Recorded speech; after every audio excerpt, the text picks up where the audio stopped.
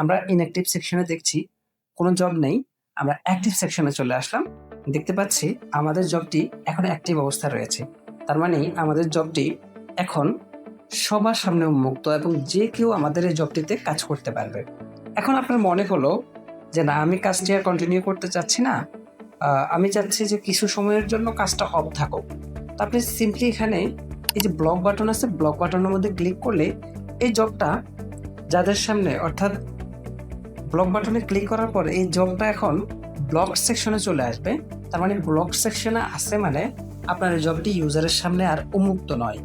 এখন এখানে এটা কারো সামনে আর ডিসপ্লে হবে না। আপনি যখন সিম্পলি আনব্লক করবেন তাহলে এটা আবার অ্যাক্টিভ সেকশনে দেখতে পারবেন এবং এই জবটি সবার সামনে উন্মুক্ত। এখন সবাই আপনার এই কাজটি করে সাবমিট করতে পারবে।